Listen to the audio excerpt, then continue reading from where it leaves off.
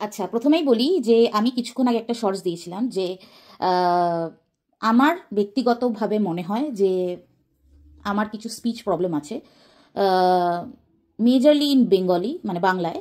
আহ, তো সেখানে অনেকেই বলেছে যে না, তোমার কথা বোঝা যায়, তোমার কথা আমরা বুঝতে পারি। তো দ্যাটস অল, মানে আমার এটাই জানার দরকার ছিল যে আমার কথা বোঝা যাচ্ছে কি না। আমার কথা যখন বোঝা যাচ্ছে তখন আমি আবার আরেকটা ভিডিও করছি, ঠিক আছে।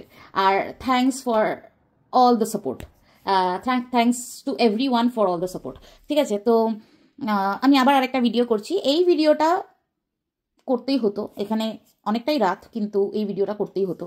তার কারণ আছে। আহ, কিছুদিন আগে সঞ্জয়দার বউকে নিয়ে একটা খারাপ ভিডিও করা হয়, যেটা আড়স করে। খারাপ মানেটা কি, মানে আই সুদিং নয় ভিডিওটা, আই সুদিং ছিল না ভিডিওটা, আর কদর্যপূর্ণ ছিল। উম, তো সেটা নিয়ে মোটামুটি সবাই আমরা প্রোটেস্ট করি, মোটামুটি সবাই সবাই বলতে কেউ কেউ ভিডিওর মাধ্যমে করেছে, কেউ কেউ কমিউনিটি পোস্টের মাধ্যমে করেছে। আমি নিজে কমিউনিটি পোস্ট দিয়েছিলাম। যখনই ভিডিওটা দেখেছিলাম তখনই আমি কমিউনিটি পোস্ট দিয়েছিলাম। আর আমি অনেকের ভিডিও দেখেছি যেখানে সেই ভিডিওর এগেনস্টে তারা প্রোটেস্ট করেছে। তো যাই হোক, সেখানে প্রোটেস্ট করেছি। আজকে যে ক্রিয়েটারকে নিয়ে কথা বলবো, সেই ক্রিয়েটারের ছেলেকে উদ্দেশ্য করে আমাদেরই একজন ক্রিয়েটার, মামনের মনের কথা, সে কিছু কিছু বলেছিল তার ছেলেকে উদ্দেশ্য করে। সেখানেও আমি খুব স্ট্রংলি প্রোটেস্ট করেছিলাম। মানে আমার মনে আছে, আমি 2 থেকে 3টে কমিউনিটি পোস্ট আমি মামনদির এগেনস্টে দিয়েছিলাম। আর কমেন্ট বক্সে গিয়েও আমি অনেক কিছু বলে এসেছিলাম মামনদিকে। তো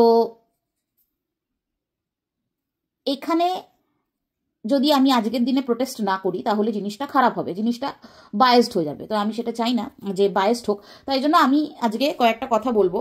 তো আজকের ভিডিওটা হচ্ছে সেই ক্রিয়েটারকে নিয়ে যে রিসেন্টলি হচ্ছে এই কেস ফেস করেছে কিছু ক্রিয়েটারের এগেনস্টে, আমরা সবাই জানি। আর সে একটা ভিডিও করেছে, তার লাস্ট ভিডিওটা আমি দেখলাম, যেটা লেটেস্ট। সেই ভিডিওটা দেখে আমার মনে হলো যে কিছু বলতেই হবে। আজকের দিনে দাঁড়িয়ে যদি কিছু না বলি দেন মানে কিছু বলার নেই। আর সত্যি তো, যেখানে আমি সঞ্জয়দার ওয়াইফের এগেনস্টে যে ভিডিওটা হয়েছিল সেটার জন্য যদি প্রোটেস্ট করতে পারি, তাহলে আজকে তো রুনা আন্টিকে তো আমি অনেক দিন ধরেই চিনি, আমার বেশ পছন্দের ক্রিয়েটার, অনেক দিন ধরে চেনা জানার মধ্যে আছে। তো কয়েকটা কথা বলতেই হয়। তো প্রথমেই বলি, একটা কথা নিয়ে তাকে বারবার বারবার বারবার বলা হয় যে কোনো এক সময় লাইভে সে নাকি তার কিছু বডি পার্টস দেখিয়ে, তার বডি পার্টস দেখিয়ে, মানে আপনারা বুঝতেই পারছেন, বডি পার্টস, আপার বডি দেখিয়ে সে ভিউয়ার্স ডাকছিল। ভিউয়ার্স মানে কাস্টমার ডাকছিল, এদের কথা হচ্ছে কাস্টমার ডাকছিল। এখানে ভিউয়ার্সরা হয়ে যায় কাস্টমার, ঠিক আছে। তো ভিউয়ার্সরা যখন কাস্টমার হয়ে যায়, তো কিছু বলার নেই, তো কাস্টমার ডাকছিল কিছু একটা দেখিয়ে, ঠিক আছে, বডি পার্টস দেখিয়ে। তো আমি তো নোংরাভাবে বলবো না, আমি বডি পার্টস দেখিয়েই বলছি।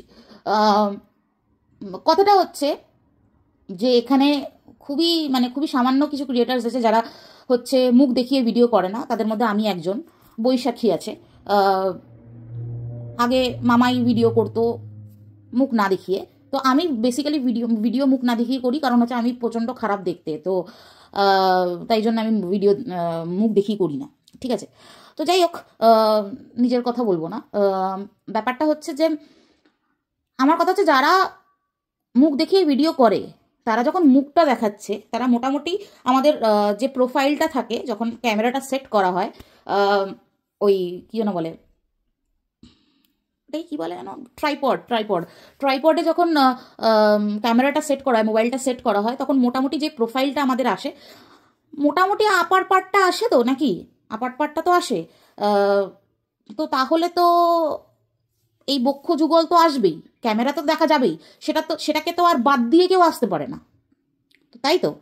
এবার একটা মানুষ মানে লাইভ করছে, তার মোটামুটি এই এই মানে এই সামনের পোর্শনটা তো দেখা যাবেই, এটা তো অবভিয়াস, এটা তো অবভিয়াস, মানে এটা এটা দেখিয়ে করার কি আছে।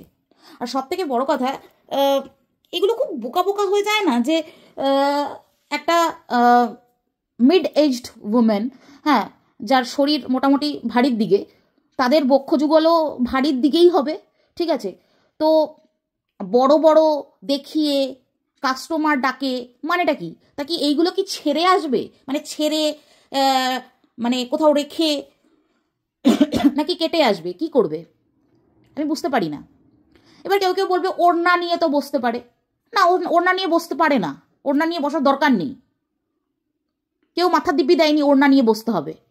যথেষ্ট ভদ্রভাবে লাইভটা করা হয়েছিল, বিকজ আমি সেদিন ছিলাম সেই লাইভে, তখন আমি ভিউয়ার ছিলাম।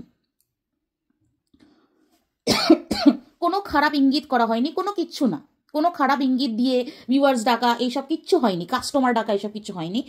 বলা হয়েছিল যে একজন র্যান্ডাম পার্সন এসেছিল। র্যান্ডাম পার্সন তো যেখানে সেখানে যায়, যে কারোর লাইভে যায়। আমরা এখানে দেখেছি ইউটিউবে, যেহেতু এখন আপনারা এখন দেখতেই পারেন যে লাইভ অপশনগুলো মানে পরপর আসতে থাকে, তো যে কোনো স্ট্রেঞ্জার র্যান্ডাম ভিউয়ার চলে গেছে লাইভে, গিয়ে বলছে যে ভাবি যে কিস দো না। এবার সেখানে ইয়ার্কি করে যদি কেউ বলে যে তুম লাইক কর দো তো मैं কিস दूंगी, এবার সেটা নিয়ে আজ অব্দি কন্টেন্ট চলছে। ভাই, কন্টেন্টের এত অভাব। একটা সামান্য কথা, যে আমি তো জানি না যে আমার ছেলে বড় হয়ে কি করবে, অ্যারেঞ্জ ম্যারেজ করবে না লাভ ম্যারেজ করবে না লিভিংয়ে থাকবে, মানে এটা একটা লজিক্যাল একটা কথা, একটা লজিক্যাল ওপিনিয়ন। সেটা নিয়ে শুরু হয়ে গেল কি, যে সে তার ছেলেকে লিভিংয়ে থাকার জন্য ইন্সপায়ার করছে বা লিভিংয়ে থাকার জন্য বলছে, লিভিংওয়ালি লিভিংওয়ালি লিভিংওয়ালি, মানেটা কি? তো যাই হোক, মানে এই এদেরকে নিয়ে কি কথা বলবো, মানে এত সাবস্ট্যান্ডার্ড এরা, আর এদের এত মানে কি বলবো, মানে এরা কি বলার মতোই কিছু ভাষা আমার কাছে নেই। মানে একটা মানুষ আনসিভিলাইজড হয়, একটা মানুষ সিভিলাইজড হয়। এরা দেখায় সিভিলাইজড, কিন্তু ভীষণভাবে আনসিভিলাইজড। আর এদের সাথে মুখ লাগারও কোনো কোনো অবকাশ নেই। কাকে কি বোঝাতে যাবে? একটা একটা ওপিনিয়ন দিয়েছে যে আমার ছেলে এখনো বড় হয়নি, আমার ছেলে এখনো সেই জায়গায় যায়নি, আমার ছেলে এখনো কোনো প্রেম ঠেম করে না, ভবিষ্যতে কি প্রেম করবে নাকি লাভ ম্যারেজ করবে না অ্যারেঞ্জ ম্যারেজ করবে না লিভিংয়ে থাকবে সেটা আমার জানার কথা নয়, অবভিয়াসলি। সেটা নিয়ে বলা হচ্ছে, এইভাবে বলা হচ্ছে যে সে তার ছেলেকে লিভিংয়ে থাকার জন্য পরামর্শ দিচ্ছে, বা ছেলে আর মা লিভিংয়ে থাকবে, মানে এই ধরনের কথাবার্তা। তো এই কথাবার্তা হচ্ছে ফ্রিডম অফ স্পিচ আমাদের কর্মীর কাছে। তার দুর্গা বাহিনীতে যখন এই ধরনের কথাবার্তা বলা হয়, তখন হচ্ছে ফ্রিডম অফ স্পিচ, তখন সে কিছু করতে পারে না, তখন সে নাম্ব, ডেফ অ্যান্ড ডাম্ব, ঠিক আছে? তখন সে কিছু করতে পারে না। কিন্তু বাকি কেউ কিছু বললেই গালিবাজ, খিস্তিবাজ, এইবাজ সেইবাজ, খিস্তিবাজ লিটারালি, মানে দুটো জবরদস্ত খিস্তিবাজ যারা ওয়াইটিতে আছে, তাদেরকে নিয়ে দুর্গা বাহিনী সেনাবাহিনী তৈরি করা হয়েছে। তারপরে তারা বলে আবার অন্যদেরকে খিস্তিবাজ, লিটারালি। তো যাই হোক, বেশ ভালো লাগে এইসব দেখে। এইটা নাকি ফ্রিডম অফ স্পিচ, তখন তার কোনো কিছু করার কিছু নেই, কারণ ফ্রিডম অফ স্পিচ। তো অন্যদের ফ্রিডম অফ স্পিচ থাকতে পারে না। অন্যরা মানে কি বলবো, লাইভের মধ্যে যদি একটু একটু মানে একটুখানি গলার ভয়েসটা যদি একটুখানি রেজ করেও কথা বলে, তখন সেটা খিস্তি হয়ে যায়। যাই হোক, তো এই তো হচ্ছে অবস্থা, ঠিক আছে? তারপরে কি হলো, হঠাৎ করে আমরা দেখতে পারলাম যে সীমা আন্টির যে ওই যে কাজল দানি যে একটা ব্যাপার আছে, আমি আমি আমি লেস ইন্টারেস্টেড ওই ব্যাপারটা নিয়ে, ঠিক আছে? Less interested. সীমা আন্টি বুঝবে, সীমা আন্টির হাজব্যান্ড বুঝবে, সীমা আন্টির ছেলেমেয়েরা বুঝবে। আমি বোঝার কে? আমি কি সীমা আন্টিকে একবেলাও খেতে দেবো? আমি কে বোঝার? ঠিক আছে? আর যদি কেউ বলে থাকে, যদি কেউ বলে যে আমরা সোশ্যাল ইনফ্লুয়েন্সার, এখানে কেউ ভাই সোশ্যাল ইনফ্লুয়েন্সার নও, তোমরা কেউ নও, কেউ না। এখানে কোনো কন্ট্রোভার্সি ক্রিয়েটার কোনো কিছু ইনফ্লুয়েন্স করছে না, কোনো কিচ্ছু ইনফ্লুয়েন্স করছে না। সবাই এখানে সিম্পল কন্ট্রোভার্সি করছে, বাংলা ভাষায় সিম্পল কন্ট্রোভার্সি করছে, আর কিচ্ছু না। কোনো কেউ ইনফ্লুয়েন্সার নয়, ঠিক আছে? তো সীমান্টি নিজের জীবনে কি করছে, কি দানি কি কাজল, আমার কিচ্ছু জেনে লাভ নেই। আমি একবেলাও খেতে দেবো না। আর যারা যারা এখানে পুরো ওয়াইটি জুড়ে ভাবছে তারাও একবেলাও সীমান্টিকে খেতে দেবে না, ঠিক আছে? তো আই এম লেস ইন্টারেস্টেড। কিন্তু হঠাৎ করে দেখা গেল কি যে একটা লোকের ফটো চিপকে দেওয়া হলো এবং বলা হচ্ছে এই কাজলদানি কাজলদানি কাজলদানি কাজলদানি কাজলদানি। কথার কথা, মানে এটা নিয়ে সত্যি কথা বলতে আমার তো মনে হয় না যে কারোর মাথা ব্যথা করার কোনো দরকার আছে। কারণ কে ভাই, কে সেই লোক, কে তাকে কেউ চেনে না। কিন্তু কথা হচ্ছে যদি সেরকম কিছু হয়ে থাকে তাহলে একটা মানুষের ছবি হঠাৎ করে নিজের কি বলবো থাম্বনেলে চিপকে ভিডিও করা, সেটা ব্রিচ অফ প্রাইভেসি, সেটার এগেনস্টেও কেস হয়, সেটাও ব্রিচ অফ প্রাইভেসি। সেই লোকটি করতে পারে, সীমা আন্টির সাথে যদি তার সম্পর্ক থাকে সীমা আন্টিও করতে পারে। তো আমি জানি না, মানে যেহেতু নাম ঠাম নেওয়া হয়নি তাই জন্য হয়তো সীমা আন্টি করতে পারে না, কিন্তু লোকটি করতে পারে। তো এইগুলো কর্মীর চোখে পড়ে না। কর্মী এখানে চোখ বন্ধ করে থাকে, চোখ বন্ধ করে থাকে। তো যাই হোক, চোখ বন্ধ করে থাকা ভালো। কতদিন চোখ বন্ধ করে থাকবে আমরাও দেখি, ঠিক আছে? আজকের দিনে টিনা খুব ভালো হয়ে গেছে। মানে টিনা হচ্ছে একটা সুস্থ সবল লাইফ লিড করছে। তাহলে তাই জন্য তাকে আর এখন বিব্রত করে কোনো লাভ নেই। যে এতদিন টিনাকে গামলা গামলা গামলা গামলা বলে যা নয় তাই করেছে। পুরোনো লাইফগুলো চালিয়ে আপনারা দেখুন, যা নয় তাই করেছে। শুধু টিনাকে, টিনার মা বাবা ঠাকুমা হচ্ছে কি মদখোর মাতাল, গান চালিয়ে দিলেই নাচতে শুরু করে দেবে, অনেক কিছু হয়েছে, অনেক কিছু বলা হয়েছে। তো এনিওয়ে, আমি জানি না, মানে আমি এই সোশ্যাল রুলস যেগুলো এই ওয়াইটিতে প্রহিবিটেড, মানে যেগুলো হওয়া উচিত নয়, সেটা কে বানিয়ে দিয়েছে আমি জানি না। তো যাই হোক, ব্যাপারটা হচ্ছে ওড়না পরে আসতে হবে। ওড়না আমি পরবো না। ওড়না কি, ওড়না একটা জঘন্য একটা সাইজ স্টেটমেন্ট। মানেটা কি, মানে কি বলবো, মানে আমি তো জীবনেও ওড়না পরবো না। শাড়ি পরবো বাট ওড়না পরবো না। তো যাই হোক, ম্যাক্সি মানে নাইটির উপর ওড়না, যাই হোক। কিন্তু ব্যাপারটা হচ্ছে যে শাড়ি পরবো তার থেকে বেটার। তারপরে কি জানো, তারপরে হচ্ছে যে হঠাৎ করে মদ যে ব্যাপারটা, সেটা একটা বিশাল বড় একটা মানে ট্যাবু, ঠিক আছে?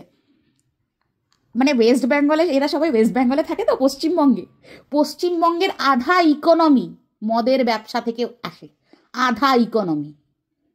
তো মদটাকে নিয়ে না অতিরঞ্জিত করে কোনো লাভ নেই, ঠিক আছে?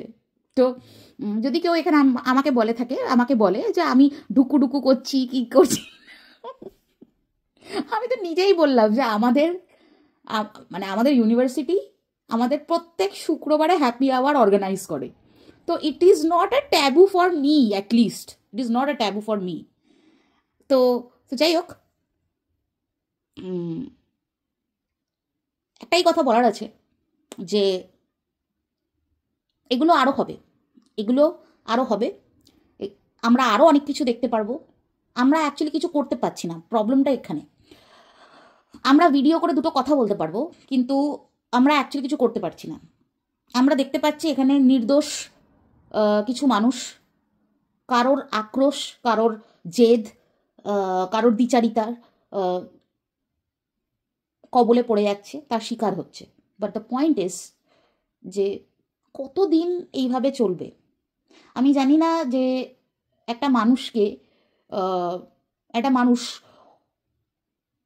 কতটা মানে ইগনোরেন্ট হতে পারে যে সে নিজে বা তার নিজের দলবলের লোকজন, দলবল যেগুলো আছে, তারা দিনের পর দিন অন্যায় করে যাচ্ছে, তাদেরকে সেভ করে রাখা হচ্ছে, আর কিছু নির্দোষ মানুষকে ফাঁসিয়ে দেওয়া হচ্ছে।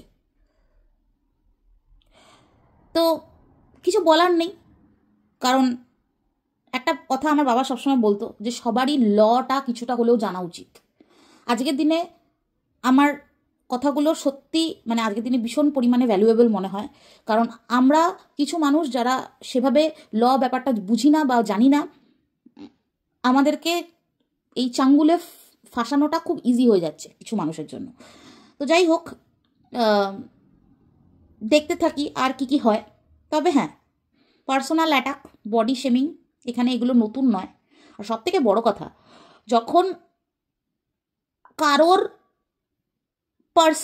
মানে যখন কারোর বাড়ির মানুষদেরকে নিয়ে নোংরাভাবে অ্যাটাক করা হয়, তখন যখন আধা ওয়াইটি তার জন্য প্রোটেস্ট করে, তার বাড়ির লোকের জন্য প্রোটেস্ট করে, তখন আমার মনে হয় যে এখানে সবারই আনবায়াসড থেকে প্রত্যেকের পাশে দাঁড়ানো উচিত। কিন্তু সেটা কিন্তু দেখা যায় না, রাদার খিকি করতে দেখা যায়। তো যাই হোক, এই জিনিসটা চোখে পড়ে, এরম নয় যে চোখে পড়ে না। বাট ঠিক আছে, আমার মনে হয় Runa aunty is quite capable, সে নিজের আনসার নিজে দিতে পারে। বাট আমার মনে হলো যে এখানে আমারও কিছু বলা উচিত।